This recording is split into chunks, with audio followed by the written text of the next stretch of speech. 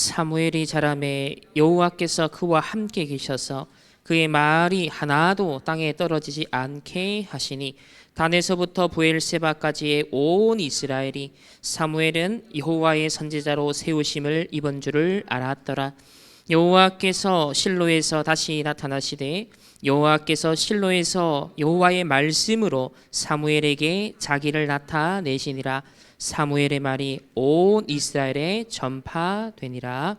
아멘.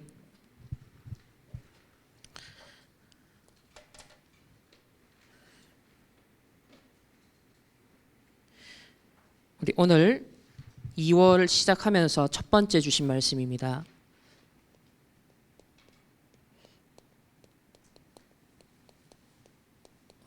우리 오늘의 배경은 바로 블레셋인데요. 블레셋을 미리 정복한 사무엘입니다.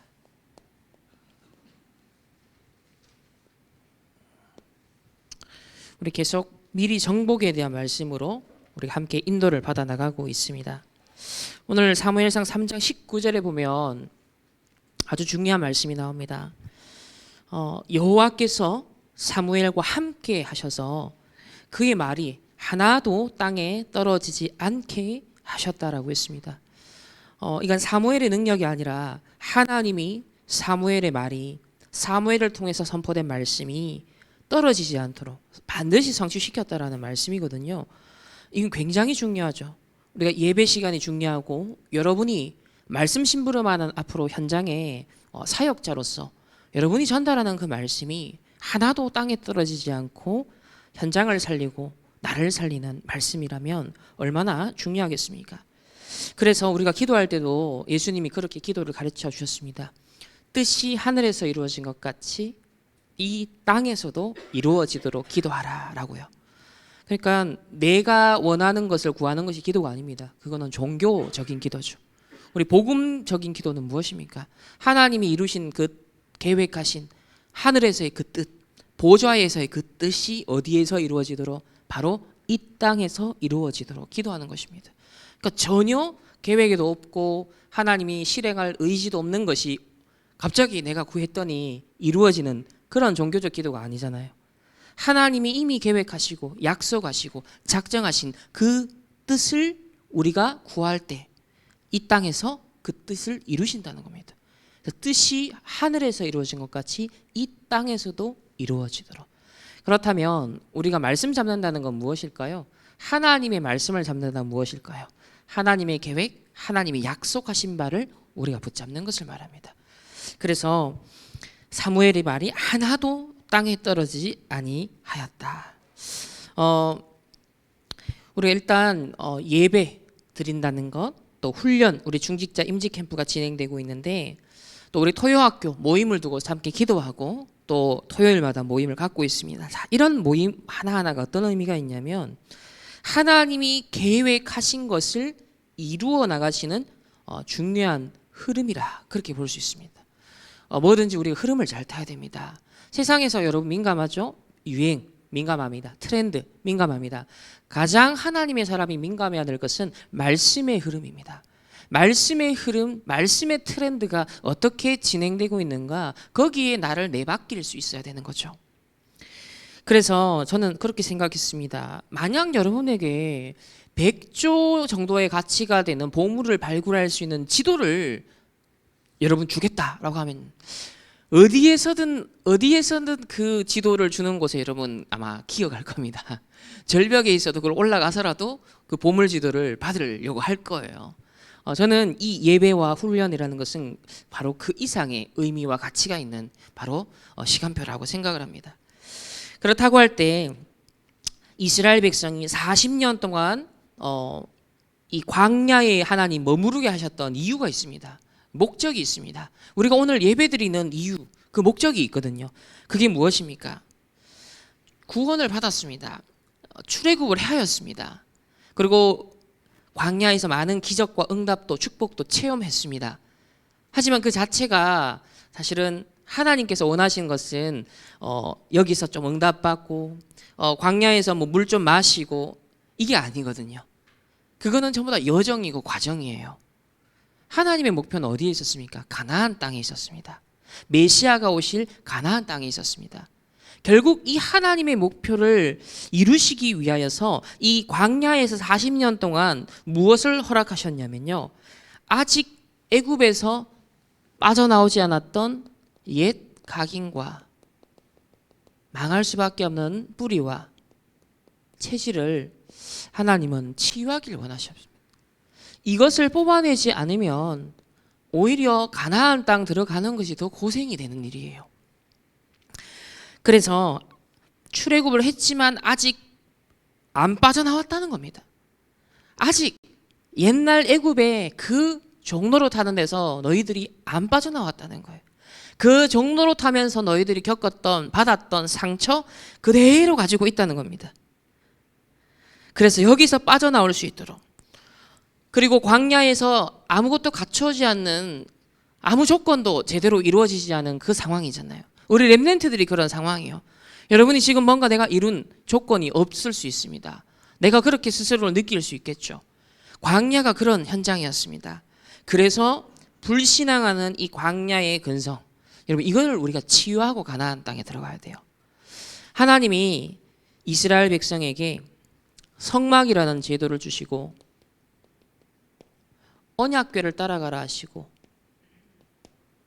세절기를 명령하신 것은 이스라엘을 괴롭게 하기 위해서, 귀찮게 하기 위해서가 아니었습니다.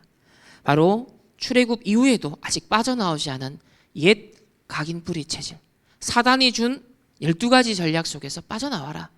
그대로 너희들이 흘러가면 안 되니까, 그 흐름 따라가면 안 되니까 여기서 빠져나올 수 있도록 우리에게 치유하는 하나님의 사랑의 손길이 사실 광야 40년의 과정이었다는 것이죠. 그래서 오늘도 여러분이 예배의 의미를 찾으셔야 돼요. 집중의 의미를 찾으셔야 돼요. 구원받은 여러분이 왜 예배를 드려야 됩니까? 아니 천국 가기 위해서 굳이 예배 드릴 필요는 없잖아요. 하나님이 가나안 정복이라는 이 시대에 분명한 미션을 주셨습니다. 거기에 여러분 각자를 소중하게 쓰시기 위해 나를 부르셨음을 여러분 믿으시길 바랍니다. 그래서 하나님이 우리를 가나안 정복의 주역으로 쓰시기 위해서 이 여정을 허락하셨는데, 오늘 배경을 가만히 보면 블레셋을 볼 수 있습니다. 블레셋은 사무엘 이전부터 벌써 이스라엘을 괴롭히고 있었던 나라입니다. 이 블레셋은요 사실 해양민족 출신이었습니다. 가나안 정복, 이스라엘이 가나안 정복한 이후에 정착하였죠. 하지만 또 언약이 희미해지면서 14명의 사사를 지나면서 결국 이스라엘 백성은 반복적인 고통, 늘 당하는 문제, 또 걸려 넘어졌습니다. 그래서 이 블레셋은 결국 뭘 상징하냐면요, 우리에게 반복되는 고통과 괴로움을 말합니다. 그러면 질문을 해보셔야 돼요. 지금 나가 어디에 빠져 있는가? 나를 괴롭게 하는 것은 무엇인가? 나에게 고통으로 느껴지는 것은 무엇인가? 그 반복적인 굴레에 내가 소용돌이 속에 지금 헤매고 있는 그 무엇, 바로 그것이 블레셋이라는 거죠. 그래서 이스라엘을 계속 괴롭히는 이런 반복적 괴로움을 의미하는 블레셋, 나를 둘러싼 블레셋을 오늘 미리 정복하는 오늘 그 예배가 되어야겠습니다.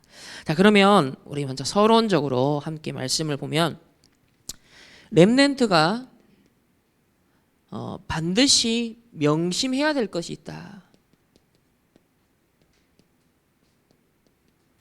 세 가지를 말씀하셨는데요. 자, 그 첫 번째가 렘넌트들은 393 보좌의 기도를 누려라. 이것만 집중해라. 성삼위 하나님 나에게 오력으로 역사하옵소서. 하나님께서 보좌의 축복이 시공간 초월하여 237에 나의 현장에 비춰지게 하시고 나에게 비춰지게 하시고 내가 하나님의 형상에 회복하며 그리고 생기를 충만하게, 성령으로 충만하게 잃어버린 에덴의 축복을 하나님 회복하게 하옵소서. 그래서 나와 교회와 현장에 전무후무한 응답의 증인으로 가나안 정복의 주역으로 나를 사용하여 주옵소서. 이런, 그래서 세 가지 시대를 살리는, 교회도 살리고 나의 업도, 현장도, 가정, 가문도 세 가지 시대의 언약을 딱 잡고 앞으로 237 나라와 5천 종족까지 우리 70 현장을 두고 70 나라를 두고 우리가 함께 기도하는 겁니다. 우리 393 보좌의 기도.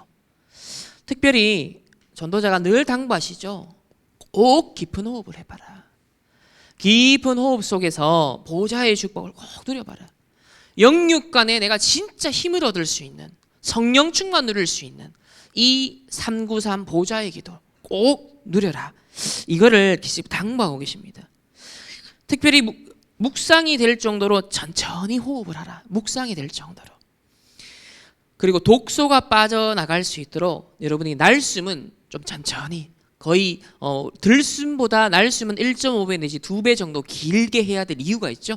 그렇지 않으면 안 좋은 독소, 이산화탄소 충분히 배출이 안 된다는 거예요. 그래서 호흡을 하게 되어지면 우리 정신도 맑아지고 뇌도 회복이 됩니다. 자, 그래서 첫 번째로 뇌가요, 과학적으로 이게 증명이 되고 지금 통계적으로 나오고 있죠. 깊은 호흡과 우리가 기도에 집중하게 되면 뇌의 잠재력, 평상시 일반인의 잠재력의 한 30배 이상의 효율, 30배 이상의 능력이 나타난다고 합니다. 이거는 제 얘기가 아니라 이미 뇌과학자들, 의학자들이 그런 효과에 대해서 증명을 하고 있습니다. 그리고 또 명상을 하는 사람들이요, 초월적인 능력을 사실 보여주는 것을 우리 보게 되죠. 하물며 틀린 것으로 집중했는데 우리가 성령의 충만함을 누린다, 보좌의 축복을 내게 담는다 하였을 때 여러분의 뇌는 어떻게 될까요? 정말 하나님 주신 하나님의 형상의 잠재력을 우리가 회복해야겠습니다.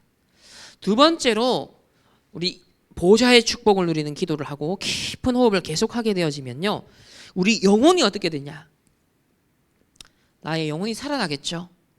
아주 영혼이 힘을 얻게 됩니다. 내 영혼이 잘된 같이 범사가 잘 되고 내가 강건하기를 원한다. 요즘 건강식품 많이 챙기시죠? 운동도 많이 하시죠? 아무리 많이 해도 영혼이 살지 않으면 사실은 그 모든 노력과 그 모든 유익이 내게 제대로 작동하지 않습니다. 그게 원리예요. 여러분, 약을 하나 먹어도 하나님께 기도하고 먹어야 돼요. 운동을 해도요, 하나님께 기도하면서 운동을 해야 돼요. 그래야 그 운동이, 그 약이 축복이 됩니다. 그게 원리예요. 내 영혼이 잘된 같이 범사가 잘 되고 내가 강건하기를 원한다. 그래서 영혼의 힘을 얻는 여기에 최우선순위를 여러분 두셔야 됩니다. 그래서 이 영혼의 힘을 충전하는 가장 빠른 방법, 정확한 방법은 393 보좌의 기도, 그리고 깊은 호흡 속에 들어가는 것이죠.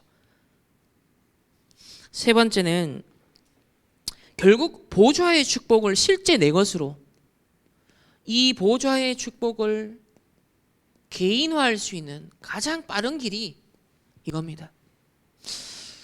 우리가 딱 깊이 묵상하면서 호흡을 딱 멈춘다, 그리고 깊이 한다 했을 때 사실 영육간에 가장 안정감이 들고요, 평안함이 들고요, 이미 아는 그 지식의 복음이 아닌 나에게 뿌리 내리는 복음이 됩니다. 나에게 되씹는, 그래서 나에게 음미하면서 나에게 스며 들어오는 그 복음이 되어지죠. 그것이 우리를 치유하고 나의 능력이 되어집니다.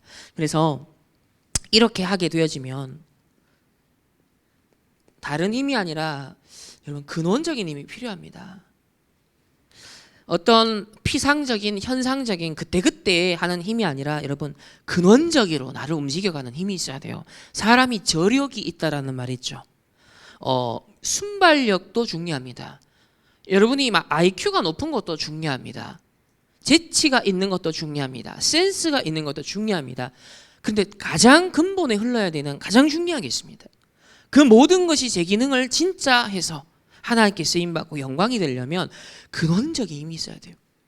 우리 몸에도 코어 근육이 중요한 것처럼 근원적인 힘이 여러분에게 계속 쭉 흐르고 있어야 일어나는 과정 속에서 문제도 축복도 응답도 그 모든 것이 피와 살이 되는 거예요. 그 모든 것이 발판이 되어지는 거예요. 그래서 가장 근원적인 힘을 여러분 계속 길러가는 것이 중요합니다. 세상에서도 여러분 기를 모은다, 그거 진짜 맞거든요. 실제 사람이 기가 쌓이고 기가 전달된단 말이에요. 그래서 근원적인 힘이란 것, 이렇게 되어질 때 내가 생각하는 것, 여러분이 듣는 것, 보는 것, 이것도 결국 기도로 이어지게 되죠. 24기도로 이어집니다. 그래서 반드시 하루에 5분이라도 여러분 멈추는 시간을, 조용한 시간, 딴짓하지 않고 본짓하는 시간이 있어야 됩니다. 진짜 본짓하는 시간. 393 보좌의 기도, 깊은 호흡 속에서 뇌를 살리고 여러분의 영혼을 살리며 보좌의 축복을 내 속에 충만하게 담는 시간, 이게 반드시 있어야 된다. 자, 두 번째는요, 우리 렘넌트가 명심할 것 세 가지를 말씀하셨는데, 자, 그 두 번째는 요즘 최근에 몇 주간 반복하시죠? 강조하시는 바로 메모. 저는 그래서 메모 24다. 메모 24가 돼야 된다. 사실 세상에 여러분 모든 성공자들의 특징이 있죠. 그들은 다 독서광, 그리고 또 무슨 광이죠? 메모광입니다. 이 두 가지 특징이 공통점이에요. 그럼 거기에는 뭔가 시사하는 바가 있겠죠. 우리 전도자도 습관을 보시면 독서광, 메모광입니다. 이거는 신자든 불신자든 간에 해당되는 원리예요. 그 안에서 뭔가 다른 것들이 나오는 것들이 있어요. 그러면 복음 가진 자들이 언약 잡고 여러분 메모를 한다는 건 기도를 하는 것과 이게 연결이 되는데요. 첫 번째는 여러분 이 시간에도 전부 메모를 하고 계십니다. 우리 기존 교회와는 좀 다른 어떤 색다른 부분이 있다면 전부 다 우리 기본이 뭐예요? 펜과 노트를 예배 때 들고 있다는 겁니다. 근데 여러분 다른 저는 기존 교회 여러 군데 가봤잖아요. 그게 이제 되게 생소한 거예요. 우리가 지금 하는 게 다른 사람들이 보면 되게 생소한 겁니다. 예를 들면 어떤 특강을 할 때도 사람들이 잘 이게 메모를 잘 안 하거든요. 근데 우리는 일단은 첫 번째 뭐냐? 정확한 하나님의 말씀을 편집하기 위해서, 결국은 각인시키기 위해서죠. 이걸 위해서 여러분도 오늘 말씀을 적는 겁니다. 그래서 말씀을 정리하고 요약하고 뭐 한 단어, 한 문장, 지금 그 얘기하시는 이유도 이거예요. 정확한 언약 속에 내가 있기 위해서. 정확한 말씀이 잡혀져야 CVDIP가 정확해지잖아요. 그래서 우리 연초에 계속 강조합니다. 어찌하든지 정확한 말씀을 잡을 수 있도록, 그걸 묵상할 수 있도록, 그걸 전도자도 말씀하시고 우리 강단을 통해서도 말씀을 하고 있습니다. 그래서 메시지 노트다, 한 문장 한 단어, 이 한 단어라든지 혹은 한 문장으로 왜 정리를 하라고 하실까요? 결국은 다른 게 아니죠. 24 집중이 될 수 있도록 기억하기 쉽도록 하려고. 너무 복잡하면 기억을 못 하잖아요. 그래서 여러분은 또 현장의 사람들이니까 그 바쁘고 복잡한 상황 속에서 말씀을 잊지 않을 수 있도록 한 문장, 한 단어, 그게 딱 내 박힐 수 있도록, 그게 내 생각 속에 계속 떠오를 수 있도록, 그래서 24 집중의 포인트로 삼기 위한 정확한 말씀이 내게 메모가 돼야 된다. 꼭 메모는 종이에 쓰는 것만, 잉크로 그려지는 것만이 메모가 아니죠. 우리의 보이지 않는 메모. 그래서 두 번째가 뭐냐면 글로 안 써도 되는, 저는 이렇게 해서 내면의 메모가 있다. 이건 생각 많이 하시잖아요. 생각을 되뇌인다 그러죠. 그러면 생각 복잡해집니다. 골치 아파집니다. 그래서 오늘 막 머리 아프다는 사람 그렇게 많아요. 여러분 그게 뭐냐면 여러분의 내면의 메모가 계속 일어나고 있는 거예요. 내 머리는, 두뇌는 가만히 있질 않는 거예요. 그래서 내면의 메모, 이건 글로 쓰지 않는데 내 뇌가 계속 그걸 기록하고 있는 겁니다. 사실 이게 되게 중요해요. 왜 정확한 말씀을 잡고 24포인트로 잡으라고 하냐면 이 포인트가 있어야 나머지 내 내면에서 일어나는 작용 속에 그 말씀을 갖고 계속 되뇌일 수 있는데, 이게 없으면은 창세기 3장, 6장, 11장 상태에서 나온 생각을 계속 되뇌이게 됩니다. 그 감정에 계속 빠져들게 됩니다. 그러면 그 선택 속에 계속 머무르게 되겠죠? 그러면 그 흐름 속에 운명이 어떻게 되겠습니까? 그래서 전도자가 최근에 지난주 이번주 계속 말씀합니다. 기록하지 않지만 메모가 돼야 된다. 이게 굉장히 중요하다는 거예요.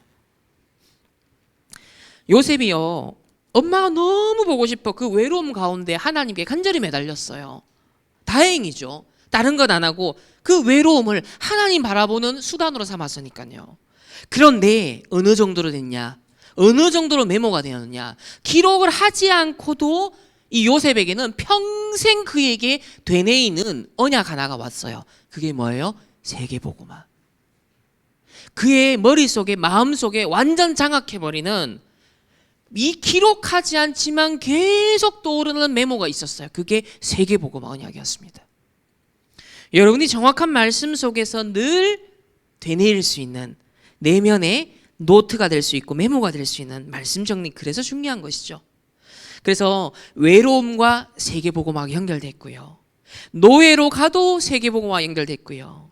누명을 쓰고 갔지만 그 억울하게 호소할 수 있는 상황도 세계복음화가 연결시켰고요. 심지어는 성공하고 자기 자랑하기에 바쁠 수 있는데요. 총리가 되었지만 일관성 있게 세계복음화와 연결시켰습니다. 이게 뭐냐면 기록하지 않고도 계속 나를 이끌어가는 내면의 메모다. 이게 더 중요합니다. 그래서 이걸 제대로 하기 위해 정확한 말씀을 정리하라는 겁니다. 여러분, 세상 사람들도 어떤 명언을 딱 잡고 그걸 되뇌이면서 자기 결단을 하고요. 자기 갱신을 하고 뭔가 야망이든 뭐가 됐든 간 도전하는 사람들은 뭐예요? 뭘 하나로 잡고 있는 거예요. 그걸 갖고 되뇌이잖아요. 자기 암시를 하고 자기 명상을 하고 그걸 가지고서 막 이미지도 그리고 내면의 메모를 계속 해나가는 거예요. 그게 능력이 나타나는 겁니다. 근데 하나님이 주인이 안 되면 그게 문제가 되는 것이죠. 이렇게 되어질 때 결국은 여러분 말씀과 기도와 전도인데 여러분의 업이죠. 결국 업과 연결되는 것인데 이것이 서로 연결됩니다. 이게 따로따로가 아니라 결국은 하나다. 서로 연결이 되면서 계속 메모가 된다. 말씀, 기도, 전도, 나의 업이 서로 연결되면서 계속 24가 된다는 거예요. 그게 기록으로 남는 메모가 됐든 머릿속에서 계속 돌아가는 메모가 됐든, 그런데 말씀, 기도, 전도 언약이 없으면 일만 생각해요. 내 야망, 내 성공, 내 성취감만 생각을 해요. 그게 아니라는 거예요. 그래서 말씀, 기도, 전도, 분명한 언약 속에서 내 업, 여러분의 일, 거기에 대한 24 메모가 계속 되어져야 그 전문성은 영적인 전문성이 되는 거예요. 여러분의 업은 영적인 전문성이 되는 거예요. 제가 종종 우리 성도님들이든 심지어 사역자들하고도 얘기를 해보면 여러분, 영적이라는 말을 좀 오해를 되게 많이 하고 있어요. 여러분, 영적이라는 말은 우리 육신에 지금 제 살갗이 보이시죠? 자꾸 이것과 반대되는 대척점의 영적인 것을 자꾸 생각하는데 그렇지 않습니다. 여러분, 나라는 존재 자체가 영적이라는 것은 여러분의 생각과 마음, 신체까지도 성령의 충만함을 받아버리면 그 상태 자체가 영적이라고 표현하는 거예요. 여러분의 음식 있잖아요. 그거 순수하게 물질이잖아요. 그런데 그 물질이 전도자가 전도의 목적을 위한 하나님의 영광을 위한 에너지로서 섭취하잖아요. 그 음식물, 물질은 영적이라는 거예요. 이게 성경에서 말하는 영적이라는 어휘의 표현법입니다. 그러니까 이거를 다 놓쳐요. 계속 자꾸 영적이다 그러면 내 현실하고 자꾸 삶에 주어진 어떤 육체적으로 보여진 어떤 조건과 분리시켜 생각하는데 이게 이단의 생각이에요. 이게 이원론에 빠져있는 바로 초대교회 때부터 나왔던 그 이단의 사상입니다. 그러니까 이게 되게 사람들이 많은 오류를 범하는 생각이거든요. 그렇지 않습니다. 여러분이 음식물 하나를 먹어도 내가 무슨 목적과 동기와 이유 때문에 먹느냐에 따라서 그게 영적인 것이 되는 거예요. 반대로 불교 신자가 가서 비나이다 그걸 흔히 종교 생활, 영적인 활동이라 말하지만 그게 성경적으로 정확하게 말하면 그게 영적인 게 아니에요. 지극히 육신이 됨이라라는 네피림의 접신 상황, 그게 육신입니다. 그래서 창세기 6장의 네피림, 육신이 됨이라. 그게 네피림 접신이잖아요. 근데 육신이 됨이라 표현을 하는 거예요. 그러니까 심지어 예배 드리고 어떤 종교에 가서 비나이라는 그 종교 생활도 그것은 육신이 되는 겁니다. 아시겠죠? 구분을 확실해요. 그럼 여러분 학업을 잘 생각해 보세요. 세상 사람들은 그 학업이 뭘 목적을 해요? 돈, 성공, 명예, 인정, 성취감입니다. 그걸 육신적이라고 하는 겁니다. 그런데 그 학업이 여러분의 노트 필기가 여러분 어떤 강의를 듣고 그렇지 할 때 그 이유가 무엇을 위해서 내가 깨닫고 쓰느냐, 그걸 영적이라고 표현을 하는 거예요. 그래서 여러분의 사업이, 여러분의 학업이 영적인 학업이 된다는 것이 중요한 겁니다. 이 구분법을 오늘부터 잊지 마세요. 왜냐하면 이걸 놓치면 성경에서 말씀하시는 내용을 계속 반대로 생각합니다. 틀리게 생각을 해요. 놓치게 되어져요. 그래서 여러분 병원을 가서 의사를 진단을 받는다, 운동을 한다, 약을 먹는다. 그게 영적인 사건이 돼야 됩니다. 무엇 때문에 하느냐? 여러분 보험을 들잖아요. 염려 속에, 걱정 속에서 순수하게 그게 발동이 돼서 보험 들었다. 그건 육신적인 거예요. 그런데 내가 나는 전도자지. 내게 세계복음화의 여정 속에 여러 상황이 생길 수 있는데 내가 이런 부분에서 조금 안전하게 대비해야겠어. 그 생각의 발상은 영적이라는 거예요. 그렇기 때문에 그 보험을 든 것은 영적인 사건이 된 겁니다. 아시겠죠? 그래서 내 영혼이 잘된 같이 범사가 잘되고 강건하길 원한다. 말씀과 기도와 여러분의 전도와 업이 하나로 연결된다는 말이 그 말입니다. 이게 24 되어야 된다. 메모가 돼야 된다. 그래서 명언식으로 문장을 만들어도 좋다. 또 글 쓰는 사람은 글로 써도 괜찮다. 결국은 작품이 나오는 것이죠. 이것이 계속되면 작품이 나오는 겁니다. 모세 오경, 우리 바울 서신, 또 다윗은 시편을 지었고 찬양했죠. 이게 전부 다 어디에서 나온 거예요? 이런 메모 24 속에 나온 작품이었습니다. 어쨌든 간에 여러분 기록을 하든 안 하든 계속 발전해 가면서 이 표현이 중요합니다. 쌓인다. 나의 메모가 쌓인다는 겁니다. 이 쌓이는 메모 24 속에 결국은 작품으로서 실제적인 응답이 보여지게 되는 것이죠. 자, 크게 세 번째입니다. 이렇게 되어지면 메모 24가 쭉 이렇게 되어지고 있으면요, 결국 자동적으로 뭐가 보일까요? 미래가 보이는 겁니다. 길이 보입니다. 여정이 보입니다. 이정표가 보이는 거예요. 시대 흐름, 말씀 흐름 보이는 겁니다. 그러니까 그걸 얼마만큼 여러분이 확신하느냐에 따라서 선택을 할 수 있고 여러분이 던질 수 있는 거예요. 투자자들도 정확한 미래를, 돈의 흐름을 본 만큼 미리 앞서 땡겨가지고 심지어 레버리지까지 끌어와 확신이 어디서 왔는지 어쨌든 올인하는 거예요. 24가 되고 있으니까, 그 사람 돈의 흐름에 대한 메모 24가 되고 있으니까 미래가 보입니다. 누구보다 우리에게 이게 필요하죠. 그래서 근원적인 힘 얻죠. 여정에서의 응답을 24 메모 속에 누리죠. 그러니 반드시 미래가 보일 수밖에 없는데, 여기서 렘넌트들이 생각할 것은 여러분이 아무리 나이가 어려도, 여러분이 아무리 젊어도요, 미래가 확실하다 그러면 흔들리지 않게 됩니다. 근데 아무리 나이가 들어도요, 아무리 경험이 많아도요, 미래가 확실하지 않다, 말씀 속에 미래가 안 보인다, 그럼 불안할 수밖에 없어요. 인본주의를 쓸 수밖에 없어요. 그래서 이렇게 미래가 보이면 전도자가 이렇게 표현하셨어요. 무슨 눈이 떠지느냐면 지금 현재 내가 있는 자리, 상황 있잖아요. 여러분이 이미 우리 현재 있는 교회가 있잖아요. 여러분 가정 가문이 있잖아요. 여러분 학업과 직장이 있잖아요. 현재 있는 그 자리와 상황이 있어요. 또 블레셋이라는 그 괴로움. 그런데 이게 뭐가 되냐면 그 자리와 시간표가 바로 미리 정복을 하는 시작이 되어진다. 현재 있는 그 자리와 상황과 시간표가 바로 미리 정복의 시작이다.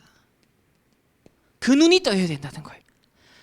그러면 세상은 지겨우니까 새 옷을 입고 계속 딴 거 새로운 걸 추구하잖아요. 우리는 그리스도 예수 안에 새로운 피조물이 된 우리에게는요, 다른 게 아니에요. 이미 하나님이 주신 것, 이미 와 있는 것 속에 하나님이 주시는 새로운 것들을 발견하는 겁니다. 현재 있는 자리와 상황 속에 미리 정복, 이게 하나님이 주시는 겁니다. 그래서 요셉은요 어땠습니까? 노예라는 이미 와 있는 현장, 심지어는 억울한 누명을 쓰고 감옥에 가 있는데 뭐가 됐죠? 거기서 완전 서밋이 됐습니다. 다시 말하면 노예인데 노예에서 빠져나온 겁니다. 감옥에 있는데 억울한 누명 썼는데 그 억울함에서 본인은 빠져나와 있는 거예요. 이 상태가 굉장히 중요한 거예요. 여러분에게 블레셋이라는 괴로움이 있습니다. 여러분 거기서 빠져나오는 상태가 되게 중요한 거예요. 그 상황이 안 변할 수 있어요. 그런데 거기서 내가 서밋으로 올라서 버리는 상태. 이게 불가능하죠, 사실. 앞에서 말한 그래서 393 보호자의 기도로 내 내면의 힘 딱 길러가는 겁니다. 정확한 말씀 속에 하나하나씩 메모 24 쫙 편집해 갑니다. 미래가 확실히 보이니까 오늘의 여정은 다른 해석이 나와요. 미래에 분명 하나님 주실 응답 확실한데 그러면 지금 내가 당하는 건 메시지고 발판이고 전부 다 기회로 활용하게 되죠. 이거를 잘해야 됩니다. 그래서 우리에게 힘이 필요하죠. 그래서 우리 2월 한 달 동안 서론적으로 이 말씀 계속 우리가 함께 묵상해야겠고요. 특별히 전도자가 말씀하시기를 렘넌트 전도학 또 렘넌트 데이 메시지, 렘넌트 예배 메시지 이거는 진짜 귀중하게 여러분의 메모를 해놓고 두고 봐라. 그런 말씀을 주셨습니다. 왜 그렇죠? 특별히 렘넌트의 평생을 두고 주시는 메시지가 이런 메시지이기 때문에. 그래서 이런 서론의 내용을 여러분이 누리게 되어지면 미리 정복을 하게 되어진다. 반대로 만약에 이걸 우리가 다 놓치면 어떻게 될까요? 이걸 계속 놓치고 어차피 삶은 살아가야 되는데 밥도 먹어야 되는데 일도 해야 되는데 사람을 만나야 되는데 환경에 처해 있어야 되는데 만약에 이걸 다 놓치고 살아간다. 이거 어떨 것 같습니까? 그래서 겨우 은혜로 구원을 받지만 실제로 여정을 누릴 수 없다. 그래서 이 땅에서는 늘 우왕좌왕하다가 결국은 부끄러운 구원을 받는다. 그러니까 예를 들면 복권을 한 100억 당첨이 됐어요. 근데 그거 안 찾아가면 어떻게 됩니까? 나에게는 아무 소용이 없는 무용 지물이 될 뿐인 거예요. 그러니까 하나님이 어마어마한 걸 주신 것들을요 진짜 우리는 찾아내고 함께 누리기를 소망합니다. 왜냐? 지금도 하나님이 여러분과 우리와 모든 것과 with 임마누엘 원넷으로 함께 하시기 때문입니다. 하나님은 그렇게 살아서 역사하십니다. 그리고 그 하나님은 지금도 뭘 이루시죠? 말씀을 성취하십니다. 반드시 구원받은 자의 기도에 하나님의 뜻에 맞는 기도에 응답하십니다. 그리고 지금도 구원의 역사를 이루어 나가고 계십니다. 그렇다고 한다면 이게 내 인생하고 메모가 되어 있어야 되잖아요. 이것과 관련해서 내 인생이 메모가 되고 있어야 되는 거예요. 근데 전혀 메모가 안 되고 있다면 어떻게 될까요? 거꾸로 다른 것들이 계속 메모가 되고 있다면 어떨까요?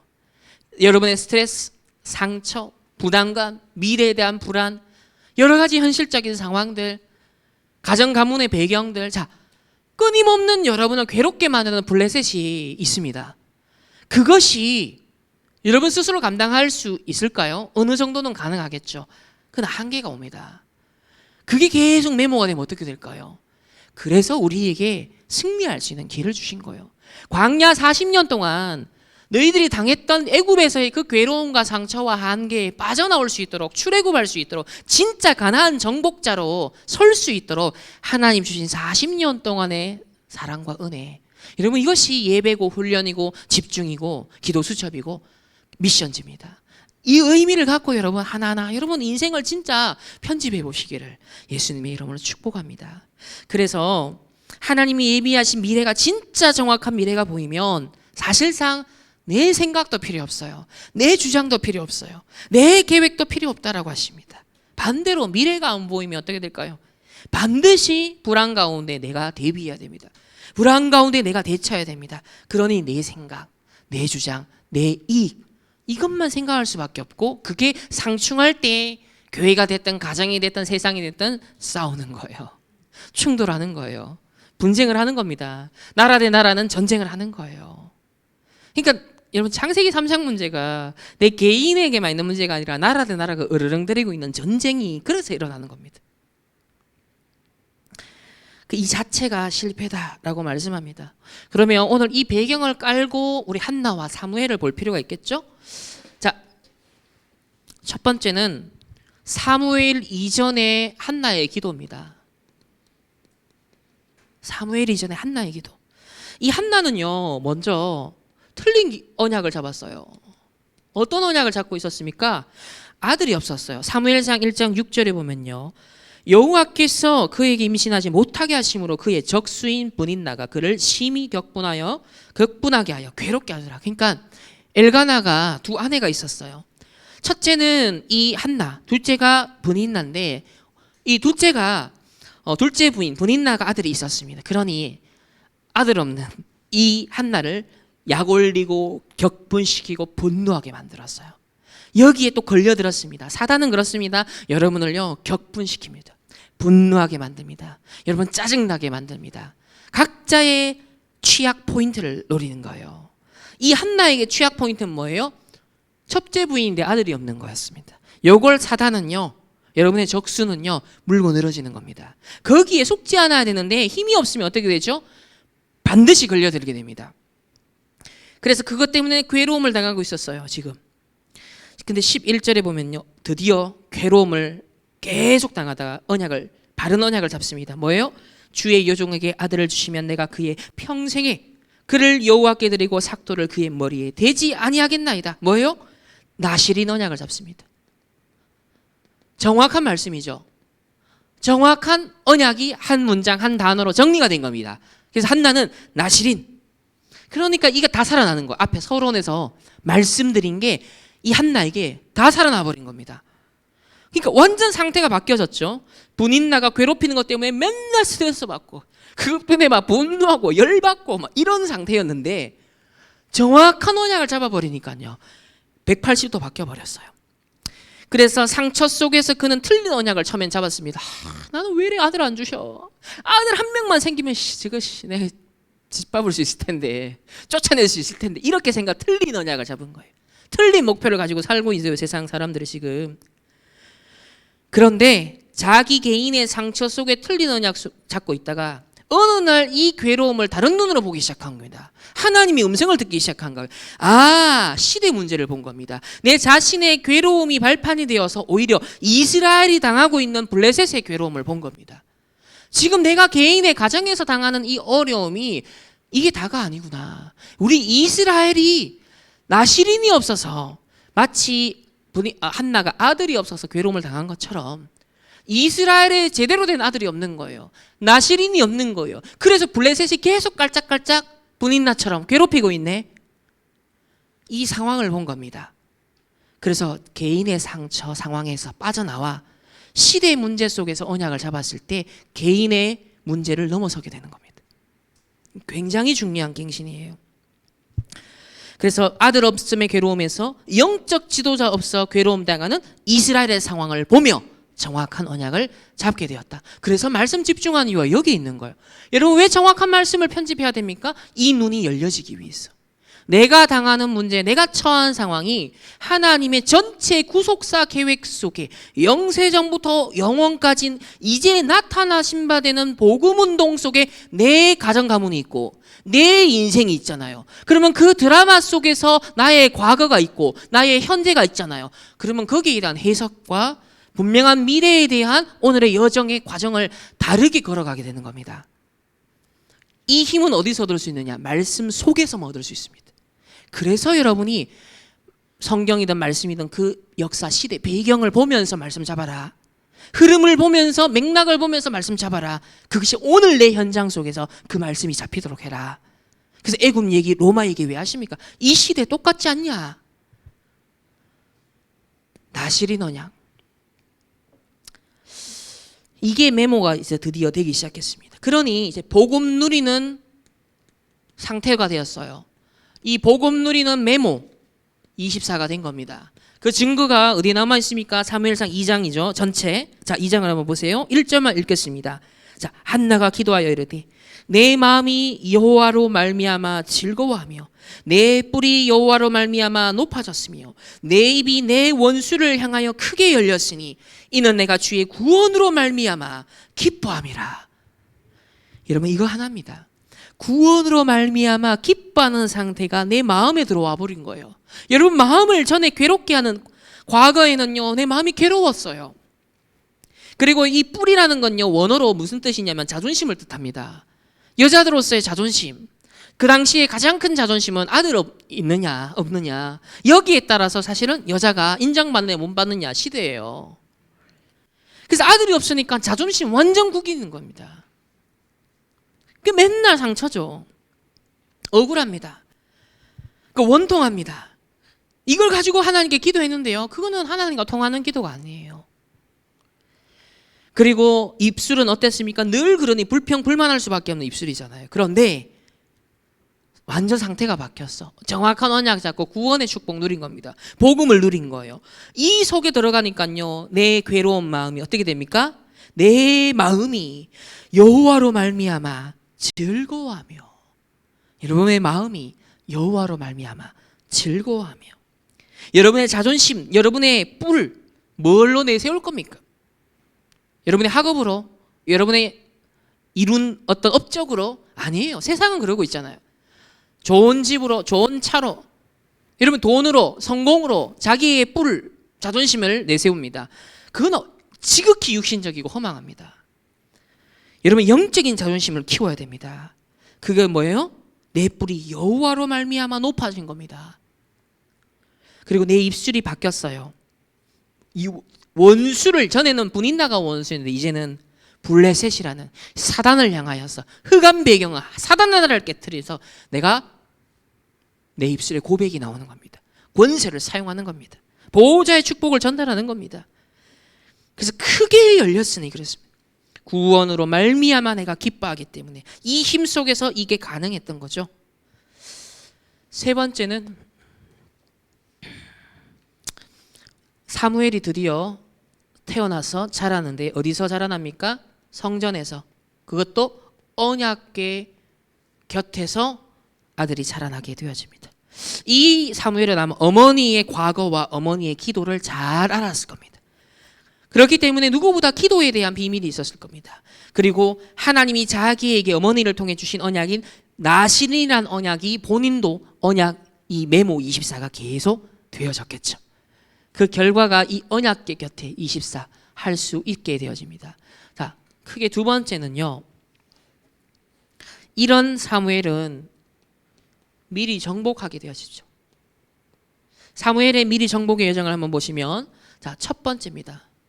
영적인 정복을 먼저 하게 됩니다. 기선제압이라는 것처럼 여러분 우리는 영적인 정복을 먼저 하는 겁니다.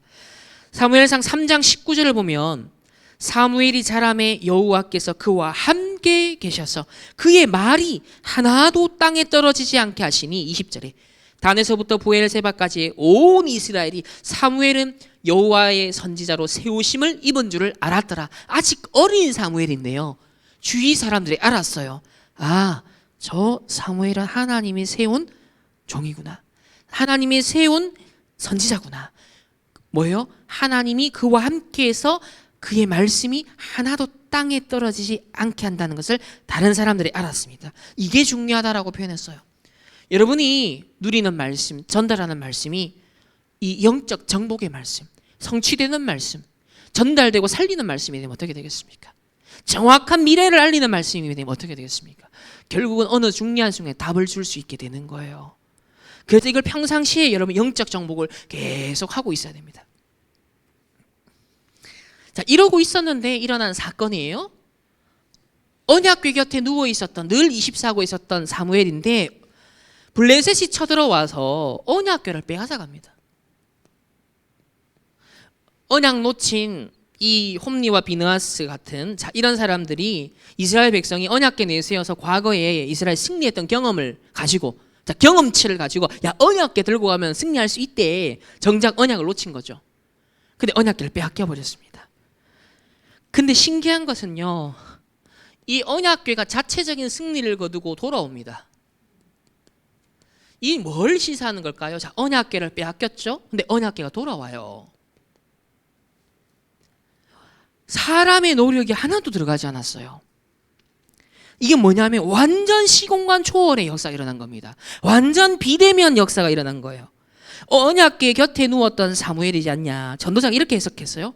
자, 블레셋이 이 언약궤를 빼앗아 갔을 때 누구보다도 사무엘은 뭘 했겠냐? 기도했지 않겠냐는 겁니다. 결국 언약궤를 가져간 블레셋은 재앙을 당하고요. 언약궤가 자체적으로 돌아오는 여호와의 자체적 승리가 입증이 되는데, 이때 물론 하나님의 주권이고 계획이지만 사무엘의 기도로 일어난 역사가 아니었겠냐. 저는 맞다라고 봅니다. 사무엘이 언약궤 곁에 늘 있었는데 그 언약궤 얼마나 소중한지 알았는데 빼앗겼어. 그럼 누구보다 그 언약궤 회복을 놓고 가져오는 걸 놓고 기도했지 않겠습니까? 그 사무엘은요, 여기서 라합도 그랬지만 라합은 소문만 듣고도 비대면 사역이 이루어졌잖아요. 여기 보면 사무엘은 기도를 통해 보호자의 축복을 누리고 보호자를 움직인 거예요. 그러니까 완전 블레셋이 초토화된 겁니다. 언약궤가 승리하는 행진을 하게 되어지는 거예요. 그래서 보호자의 축복, 시공간 초월, 블레셋을 향한 237의 빛을 누리는 기도로 미리 정복이 되어졌던 거죠. 영적인 정복. 그래서 이게 보호자 축복을 시공간 초월의 빛으로 누리는 바로 비대면 사역의 증인이 사무엘이었구나 라는 것을 확인하게 됩니다. 그러면 이 말은 뭡니까? 여러분, 렘넌트 한 명의 기도, 여러분 한 사람의 기도가 여러분 부모님을 살리고, 여러분 한 사람의 기도가 현장을 바꿀 수 있습니다. 가정 가문의 영적 흐름을 바꿀 수 있습니다. 운명을 바꿀 수 있습니다. 시대를 바꿀 수 있습니다. 그래서 여러분 가정 가문을 놓고 기도하시길 바랍니다. 교회를 위해 기도하시길 바랍니다. 현장과 시대를 위하여서 여러분의 기도의 파수꾼 되시길 바랍니다. 마지막으로 세 번째로 한 가지 더 추가를 하면 요 네 번째인데요. 미스바 운동이 결국 일어나게 되었죠. 그래서 미스바 운동은 뭡니까? 최초로 내 잘못은 사람들이요 못 깨닫고 늘 남욕만 전문적으로 하다가 14대 사사 동안에 블레셋에게 당했다, 이렇게 전도자가 표현했어요. 그러니까 자기 잘못은 못 깨닫고 맨날 남욕만 하다가 남 탓만 한다가, 그것도 전문적으로 하다가 14대 동안 블레셋에게 당했지 않냐. 오늘날의 성도와 교회의 모습을 이렇게 지금 설명을 하신 거예요. 근데 최초로 한 사람, 깨달은 사람이 나왔는데 블레셋이 문제가 일단 아니고 내가 문제다, 우리가 문제다, 이걸 먼저 깨닫고 우리가 갱신하자, 내가 갱신하자라고 나온 사람이 있었어요. 그게 사무엘이었습니다. 그래서 미스바로 다 모여 우상 다 버리고 제거하고 회개하자, 우리가 하나님께 돌이키자, 우리가 먼저 이걸 서론의 내용을 회복하자 라고 하나님 앞에 서는 것, 이게 진짜 응답의 시작입니다. 진짜 하나님이 역사하시는 시작입니다. 그러니까 사무엘이 최초로, 이때부터 블레셋이 꼼짝을 못하게 된 겁니다. 여러분을 괴롭게 만드는 원인이 되는 그 블레셋이 꼼짝을 못하게 되었다는 거예요. 그래서 세 번째는 따라오는 업적이다. 당연히 따라오죠. 세상 사람은 이루려고 합니다. 추구해서 업적을 이루려고 하죠. 우리는 그거 아니잖아요. 따라올 수밖에 없는 업적. 자, 첫 번째는 미스바 운동인데요. 온 백성이 우상을 버리게 됩니다. 엄청난 것이죠. 하나님을 향하여서 전 백성이 집중하게 만들었어요. 두 번째는 전쟁이 없게 만듭니다. 그야말로 평화의 시대가 열립니다. 여러분이 가정 가문의 현장의 시대의 피스메이커 역할을 하셔야 됩니다. 하나님이 그걸 위해서 여러분 먼저 부르신 겁니다. 자, 사무엘상 7장 13절에 이에 블레셋 사람들이 굴복하여 다시는 이스라엘 지역 안에 들어오지 못하였으며 여호와의 손이 사무엘이 사는 날 동안에 블레셋 사람을 막으심에 블레셋 사람들이 이스라엘에게서 빼앗았던 성읍이 에글론부터 가드까지 이스라엘에게 회복되니 이스라엘이 그 사방 지역 블레셋 사람들의 손에서 도로 찾았고 또 이스라엘과 아모리 사람들 사이에 평화가 있었더라. 아멘. 잃어버린 모든 것을 하나님 회복시킵니다. 빼앗겼던 모든 걸 회복시킵니다. 아들 없어서 분인나로 인해서 괴로움을 당했던 한나가 이제는 아들도 얻었을 뿐만 아니라 블레셋을 정복하는 완전 근본적인 원흉을 제거하고 더 나아가서 이스라엘의 우상화된 그 더 근본적인 영적 사실을 해결해버리는, 여러분 모든 걸 회복해버립니다. 그래야 되니까 이스라엘의 땅까지, 잃어버렸던 재산까지 회복을 하게 되어진 거죠. 영혼이 잘된 같이 범사가 잘되고 강건한 피스메이커. 그리고 더 중요한 건 마지막 말년, 항상 말년 사역이 중요하잖아요. 아무리 잘해도요 마지막이 중요한데 다윗이라는 언약의 후계자를 찾아서 기름을 붓습니다. 저는 참 전도자가 이 말씀할 때요 그 눈빛이 참 잊어지지가 않는데, 여러분 이 말씀하실 때 뭐라 그랬냐면 일단 정확한 언약을 계승해 나갈 수 있는 제자가 있다는 건요 어마어마한 겁니다. 누군가가 평생 했는데 그걸 이어나갈 그 확실한 제자가 없다, 그걸로 끝나잖아요. 근데 제자가 일어났다는 건요 엄청난 거예요. 그걸 이어나갈 후대가 일어났다는 거, 그래서 그걸 찾아서 세웠습니다. 이것만큼 축복된 삶이 있겠냐. 그리고 이렇게 표현하셨어요.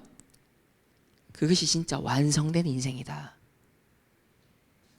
다윗을 세운 건요, 사무엘에게 있어서는 정말 멋지죠.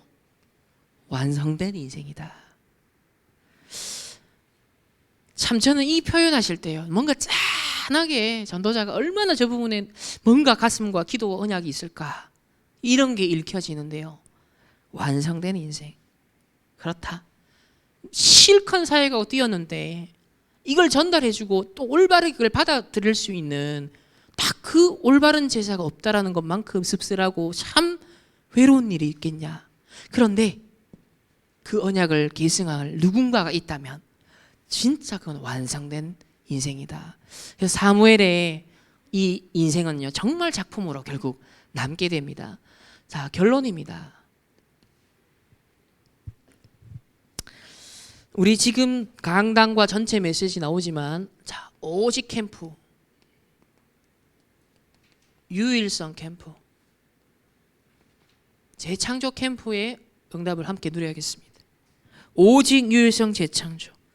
자, 중요한 것은 이것을 위한 메모 24가 돼야 됩니다. 기도 24가 돼야 됩니다. 언약 24가 돼야 됩니다. 그럼 첫 번째는 나에게 있는 블레셋이 있겠죠. 여러분 내면에도 있고요. 여러분 가정 가문에도 있겠고요. 여러분 현장에도 있겠죠. 나에게 있는 괴로움이 무엇입니까? 여러분을 고통스럽게 하는 것은 무엇입니까? 나에게 있는 블레셋이 있습니다. 그것을 미리 정복하는, 여러분 서론을, 그래서 언약을 잡으셔야 돼요. 서론의 명심할 것 3가지. 이걸 딱 잡으시고요. 뭘 정복해야 된다? 나에게 있는 블레셋을 미리 정복하는 겁니다. 여러분 여기에 대한 메모 24가 되시길 바랍니다. 두 번째는 여러분 가정과 가문이 있습니다. 또 우리가 함께 섬기는 교회가 있습니다. 내가 있는 현장이 있습니다. 이곳에 블레셋이 있죠. 그곳에 블레셋을 미리 정복하는 메모 24를 하시기 바랍니다. 세 번째는 우리의 시각을 더 넓혀서 지금 코로나로 인해서 많은 사람이 고통을 당하고 경제적으로, 정신적으로, 영적으로, 육신적으로 어려움 당합니다. 이 코로나라는 특수한 상황은 하나님 시대에 우리에게 주는 사인입니다. 이 팬데믹이 장기화된다는 것은 어떤 면에서 시대적 위기지만 시대적 기회가 오고 있다는 것이죠. 이걸 어떻게 정확하게 영적인 눈을 뜨고 보느냐가 중요합니다. 그래서 이 코로나 팬데믹, 그리고 또 무르익어가는 4차 산업 시대입니다. 이 4차 산업혁명 시대, 이것으로 인한 후유증이 앞으로 클 겁니다. 분명 엄청날 겁니다. 코로나와 4차 산업 시대에 따르는 그 시대적인 후유증을 미리 정복하자. 이게 이제 뭐요? 블레셋. 나중에 이걸 대비하지 않으면요, 그 시대 문제가 개인과 가정과 교회에 굉장한 괴로움이 될 겁니다. 굉장한 한계로 다가올 겁니다. 그래서 지금 미리 대비하자는 겁니다. 이 다락방 전도운동이 하필 이 시점에 30년 준비시켜서 앞으로 30년 우리가 헌신해줘야 될 역할이 뭐겠냐 했을 때 코로나 시대를 만났고요. 비대면과 4차 산업 시대를 만났잖아요. 그러면 이 사이에 뭔가 우리가 해야 될 역할이 있는 거예요, 지금. 이 속에서 여러분의 정체성, 직분, 직업 다 찾아내셔야 돼요. 여기에 우리가 전도 선교 의미 다 찾아내셔야 돼요. 이 맥락을 두고 이스라엘이 당하는 사사시대 14대 사사 동안 블레셋의 고통을 보고 분인나가 괴롭게 만들고 아들 없음 때문에 원통했던 그 개인의 상처에서 빠져나온 것처럼 여러분이 이걸 보면서 가정 가문을 보시고 교회와 현장을 보시고 그리고 나에게 있는 블레셋을 보면 해석이 달라집니다. 오늘 여러분 서론의 내용이 이 명심할 것 3가지가 진짜 개인화될 때까지 집중하십시오. 개인화될 때까지 어쨌든 도전하십시오. 그래서 미션지도 그런 맥락에서 활용을 하는 것이고요. 세상 유행을 따라갑니다. 세상의 트렌드에 민감한 시대입니다. 하지만 여러분 언약의 사람입니다. 말씀 흐름, 성취될 응답의 흐름에 민감하시기를 예수님의 이름으로 축복합니다. 하나님 감사합니다. 한나와 사무엘이 블레셋을 미리 정복했던 그 언약에 함께 눈을 뜨고 이 서론에서 말씀한 하나님 중요한 세 가지를 미리 가지고 누리게 하여 주옵소서. 감사드리며 살아계신 예수 그리스도 이름으로 기도합니다. 아멘. 하나님 앞에 언약 잡고 예물을 드렸습니다. 하나님 모든 육신의 경제가 번성하는 네피림 경제 시대 창세기 3장 6장 11장에서 빠져나와 138의 언약을 잡고 보좌의 축복을 누리며 하나님 나라 이 땅이 이룰 것을 두고 빛의 경제 언약 잡고 하나님 앞에 예물 드리고 예배하오니 하나님 이 시대 우리 렘넌트들과 우리 모든 중직자 산업인들의 하나님 모든 경제와 산업과 학업을 축복하여 주옵시고 정말 영혼이 잘된 같이 범사가 잘되고 하나님 모든 것이 강건한 형통케 되어지는 증인들 되게 하여 주옵소서. 사무엘이 한나가 정확한 언약을 잡고 미리 블레셋을 정복한 것처럼 이번 한 주간 흩어지는 모든 현장 속에 미리 정복의 역사가 체험되게 하여 주옵소서. 지금은 우리 주 예수 그리스도의 은혜와 하나님의 무한한 사랑하심과 성령 하나님의 내주 인도 역사하심이 미리 정복의 언약을 잡고 중요한 언약의 단을 쌓길 원하는 모든 렘넌트들과 성도님들 개인 만남 가정업 흩어지는 모든 현장 위에 이제로부터 영원토록 항상 함께 계실지어다. 아멘.